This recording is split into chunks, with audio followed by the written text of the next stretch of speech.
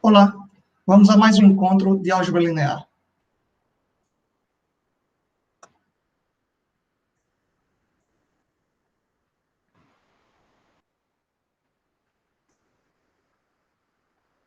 O nosso tema de hoje é processo de ortogonalização de Gram-Schmidt. Em encontros passados, discutimos a ortogonalidade de vetores e, no processo de estudo da ortogonalidade, podemos observar que, se tivermos uma base ortogonal, nós podemos torná-la ortonormal, bastando para isso calcular o versor de cada um dos vetores desse conjunto.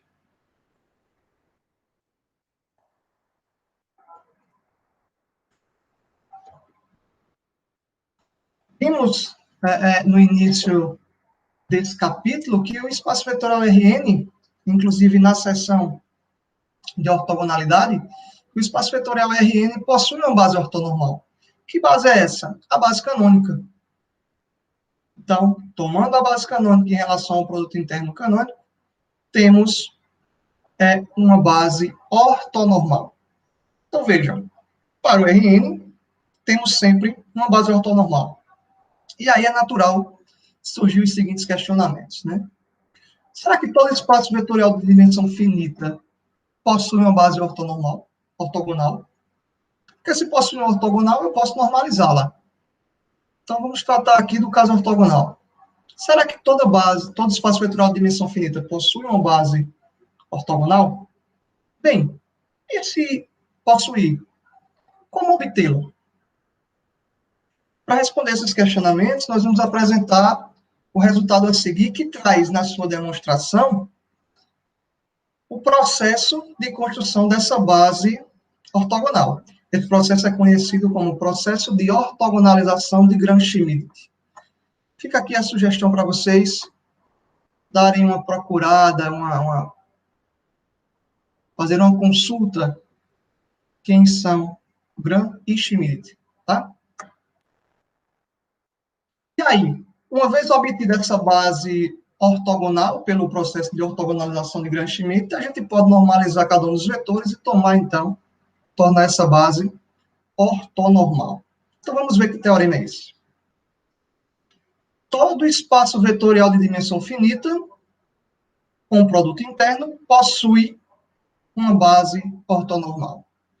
Então, vejo, inicialmente, vimos que o Rn possui base ortonormal. Ou seja, R2, R3, R4, R5, R10. Que base era essa? Base canônica. Aqui temos o geral. Todo espaço vetorial de dimensão finita, com produto interno, possui uma base ortonormal. Então, vamos à demonstração. A demonstração desse resultado é exatamente o que vai trazer para a gente essa construção do processo de Gram-Schmidt. Então, vamos a ela. Você já vê um espaço com produto interno. E B, uma base de V. Observem, uma base qualquer. Uma base arbitrária. Objetivamos construir uma base B', W1, W2, Wn, ortogonal de V, a partir de B. Ou seja, conhecido uma base qualquer, o nosso processo é obter uma ortogonal a partir dessa base qualquer. Inicialmente, nós vamos tomar o vetor W1, vejam, nós vamos tomar o vetor W1 como sendo o próprio V1. Poderia ser V2, poderia ser V3, não teria problema algum. Nós estamos tomando aqui, particularmente, como sendo V1. Então, digamos W1 igual a V1. Nosso primeiro objetivo é determinar uma escala alfa, tal que o V2 se escreva como combinação linear de W1 e W2, e mais, que W1 e W2 sejam ortogonais. Geometricamente é isso que a gente quer, pessoal. Dado o vetor V1 e V2, eu quero encontrar um novo vetor W2, de tal maneira que W1 seja ortogonal a W2. E claro, se eu tenho esse conjunto ortogonal, o V2 se escreve como combinação linear de W1 e W2. Da exigência desta ortogonalidade, nós temos que o produto interno de W2 por W1 tem que ser zero. Ora, desta igualdade, V2 igual a W2 mais alfa W1, podemos isolar o W2. Ou seja, podemos escrever W2 igual a V2 menos alfa W1. Substituindo esse W2 aqui na primeira entrada, nós obtemos esse produto interno. Veja que aqui a gente vai usar agora as propriedades de produto interno. Primeiro com primeiro, segundo com primeiro. E, claro, um escalar sai fora do produto interno. Portanto, vamos obter V2 interno W1 menos alfa W1 interno W1. Lembrem que W1 interno W1 é norma de W1 ao quadrado. Então, isolando o alfa, obtemos que alfa é o V2W1 sobre norma W1 quadrado. Percebam, nós acabamos de descobrir quem é aquele escalar que multiplica o W1. Ou seja, o W2 se escreve como V2 menos V2W1 sobre norma W1 vezes W1. Aqui é só para chamar a atenção, pessoal, que como V1 e V2 são LI, já que é base, então o gerado por W1 e W2 é o mesmo que gerado por V1 e V2. Ou seja, obtivemos, se V1 e V2 fosse uma base, eu obteria uma base do mesmo espaço vetorial. Determinemos agora alfa1 e alfa2, tais que o V3 se escreva como combinação linear de W1, W2, W3, e mais, de tal forma que o W3 seja ortogonal a W1 e o W3 seja ortogonal a W2. Geometricamente é isso que a gente tem. Lembrem, eu tinha W1 e tinha um V2 aqui, determinamos W2. Agora eu tenho W1, W2 e V3, eu quero determinar um W3, de tal maneira que eu tenho ortogonalidade entre V1 e V2, entre V1 e V3, e entre W1, W2 e W3. Da exigência desta ortogonalidade W1 com W3, nós obtemos que o produto interno entre eles, claro, é zero. Substituindo W3 por o valor de W3 naquela primeira equação, quando isolamos W3, ou seja, esta, isolando W3, eu tenho V3 menos alfa2 V2 menos alfa1, alfa2 W1, W2 menos alfa1 W1. Repetindo, isolando W3, eu tenho W3 igual a V3 menos alfa2 W2 menos alfa1 W1. Substituindo esse W3 nesse produto interno, é esse produto interno que eu vou obter. Novamente, eu posso fazer aqui a distributividade, aplicar as propriedades de produto interno. Então, eu vou ter V3 com W interno W1, menos alfa2 sai fora porque é escalar, W2, W1, menos alfa1 W1 interno W1. Pessoal, lembrem, W1 interno W1 é norma de W1 quadrado. Como W1 era ortogonal a W2, então colocamos essa imposição lá atrás, tudo isso é zero. Portanto, eu posso isolar o W1 e determinar o W1 como sendo V3 interno W1 sobre norma W1 quadrado. Pessoal, de forma análoga, se nós considerarmos a condição W2 interno W3, desculpa, W2 ortogonal W3, nós obtemos exatamente o alfa2. Ou seja, se eu achei alfa2, achei alfa1, acabamos de encontrar uma fórmula, uma expressão para determinar alfa3, dependendo apenas de V3, W1 e W2. Perceba que isso a gente pode evoluindo. Eu posso, com o mesmo processo, encontrar um W4, um W5, um W6, até acabar todos os V's da base original. Como os V's são LIs, o gerado pelos W's é igual ao gerado pelos V's. Portanto, gera o mesmo espaço vetorial, então se isso era uma base, isso é uma base do mesmo espaço vetorial. Continuando nesse processo, a gente pode generalizar para esse termo genérico aqui, ó. Então, perceba que eu posso encontrar, como falei agora há pouco, W3, W4, W5, aplicando simplesmente isso. Esse vetor é ortogonal a cada um dos Ws, is, W1, W2, W3 e assim sucessivamente. Mais uma vez, nós temos que o gerado pelos Ws é igual ao gerado pelos Vs. Agora, por proposição, aqui vimos na aula de ortogonalidade, se esse conjunto formado pelos Ws é um conjunto ortogonal, então ele é LI. Portanto, é uma base ortogonal. Se LI e gera o mesmo conjunto, é uma base. Se LI gera, é uma base. E como é ortogonal, então é uma base ortogonal. Então, percebam, a partir dos Vs, acabamos de determinar uma base dos Ws, que é ortogonal. Uma base para o espaço vetorial original V. Por fim, se nós pegarmos cada um desses Ws e dividir pela sua norma, normalizamos todos os vetores da base D'. Ora, se eu tenho uma base ortogonal e normalizo todos os vetores dessa base, então eu vou obter uma base ortonormal de duas linhas. Ok? Então, vejam, conseguimos, a partir de uma base arbitrária, construir uma base ortonormal. Primeiro ortogonal, depois normalizamos, tornou-se ortonormal. Então, essa demonstração, essa construção, nos dá exatamente essa ferramenta importante, que é o algoritmo de Gram-Schmidt. Se você tem um espaço vetorial com produto interno e B uma base arbitrária, então a sequência de Gram-Schmidt nos dá uma base ortogonal. Depois é só normalizar os vetores. Num primeiro momento, esse tipo de escrita pode assustar um pouco. Então, para eliminar essa impressão, vamos fazer um exemplo numérico, aplicando exatamente esse processo de Gram-Schmidt para determinar uma base do espaço vetorial. O exemplo é esse.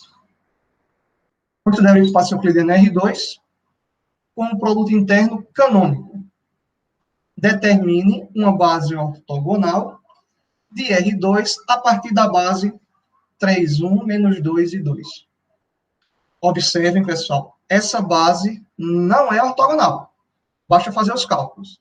3 vezes menos 2 dá menos 6. 1 vezes 2 dá 2, somando menos 4. Não é zero. Portanto, não é ortogonal.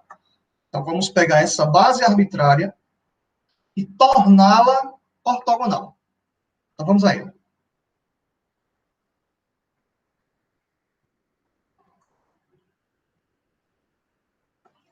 Então, aqui estão os dados. V igual a R2 e a base B. Primeiro passo do processo de Gram-Schmidt. Toma o vetor W1 como sendo o próprio vetor V1. Quem é V1? Vamos colocar aqui em ordem, olha. V1, V2. Ou seja, o nosso vetor W1 é 3 e 1.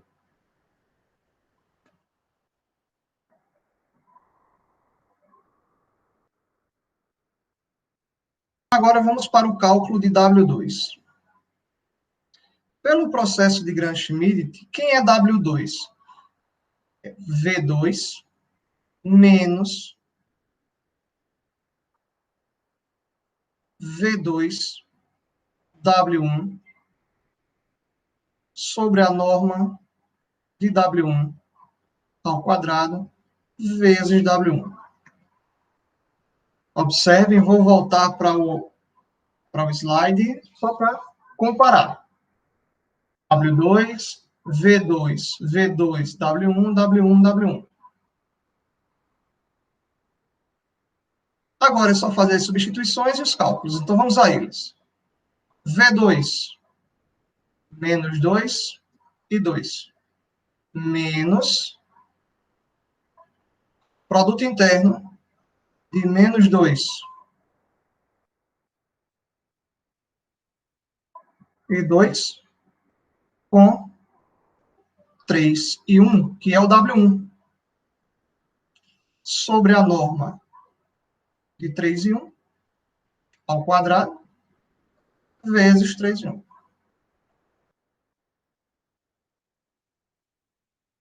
Uma vez que a gente escreve a expressão, fizemos as substituições. Daqui para frente, conta. Então, vamos lá. Repete menos 2 e 2. Menos. Calculando esse produto interno, eu vou ter menos 6 mais 2. E no denominador, como a norma está ao quadrado, a raiz é simplificada com o quadrado. Então, eu vou ter quadrado do 3, quadrado do 1. E vou repetir o vetor 3, 1.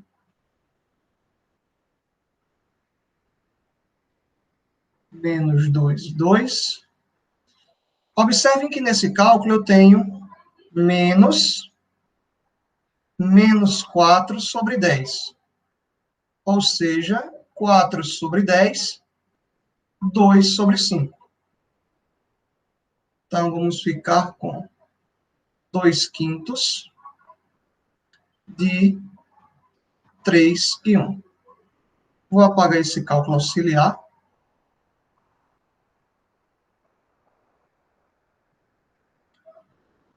Fazendo a multiplicação do escalar pelo vetor, obtemos menos 2 e 2, mais 6 quintos, vírgula 2 quintos. Lembrem, a adição de vetores é entrada com entrada. Então, menos 2 mais 6 quintos. MMC 5, eu tenho menos 10 mais 6.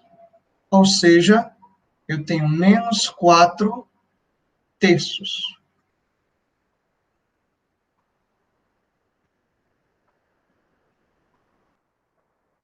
Menos 4 terços. Agora vamos fazer segundo com segundo. Então, vamos lá. Fazendo aqui do lado os cálculos auxiliares, temos 2 mais 2 quintos. MMC é 5. 10 mais 2, 12 quintos.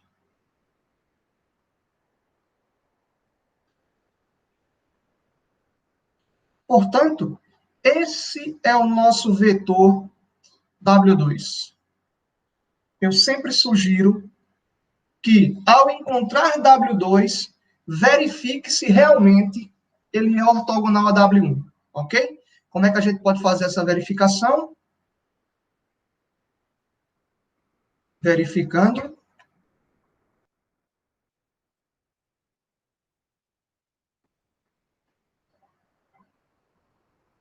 W2 interno W1 vai ser menos 4 terços. Vou trocar por uma caneta um pouco mais escura. Essa aqui está um pouco clara demais para mim.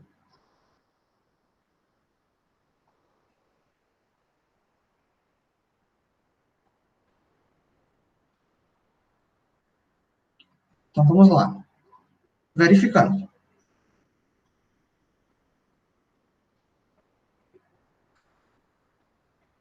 W2 interno W1 é dado por menos, pessoal, só corrigir aqui, 4 quintos, né?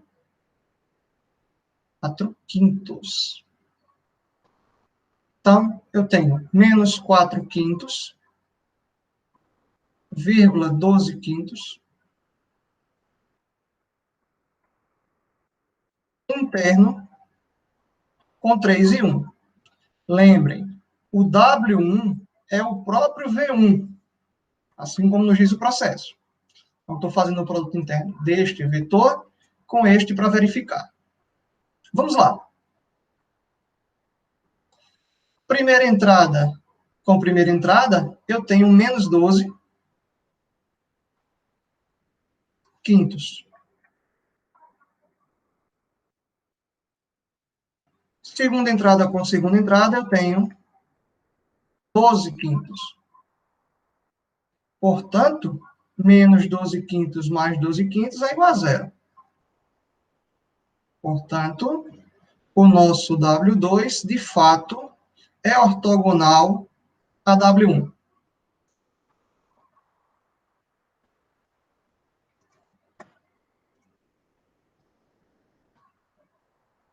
Aqui foi só para verificar, ok, pessoal? Portanto,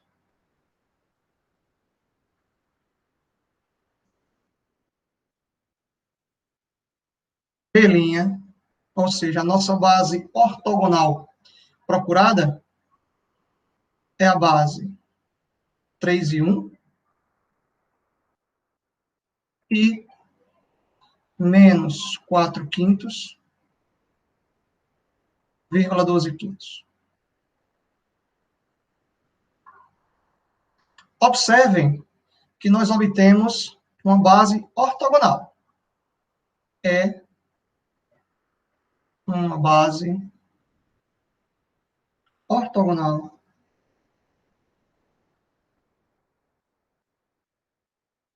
R2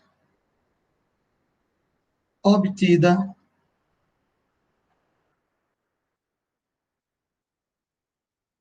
a partir da base B. Para esse exemplo, só pediu isso, mas se tivesse pedido, ao invés de uma base ortogonal, uma base ortonormal, bastaria a gente calcular a norma desse vetor e dividir o vetor pela norma, a norma desse vetor e dividir pela norma. Então, o processo de Gram-Schmidt nos permite encontrar uma base ortogonal a partir de uma base qualquer. E, para passar essa base de ortogonal para ortonormal, basta normalizar todos os vetores dessa base B'.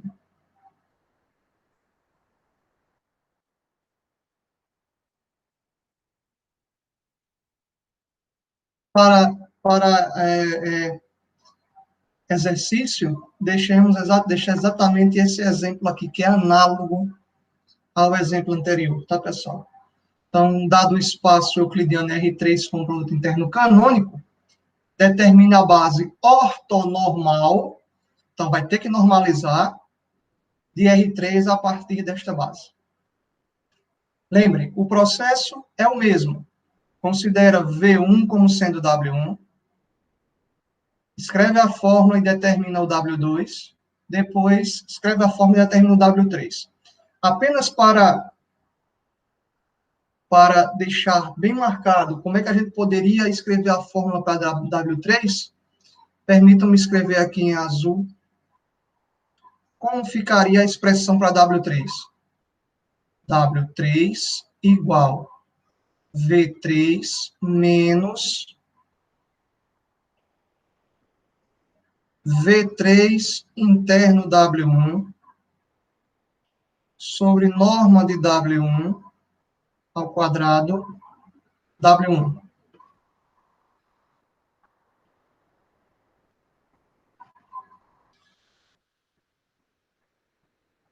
Menos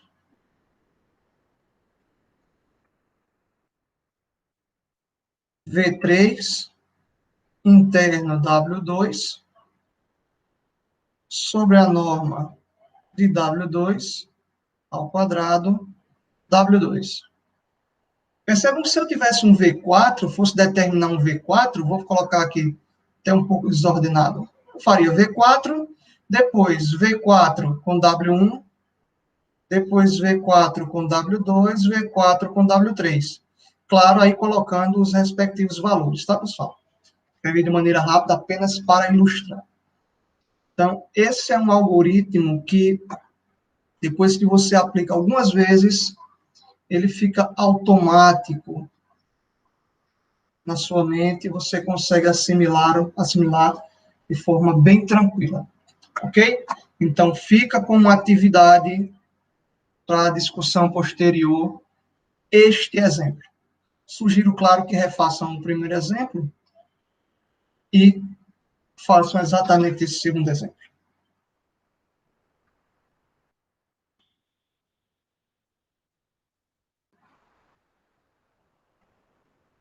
Por hoje é só e bons estudos.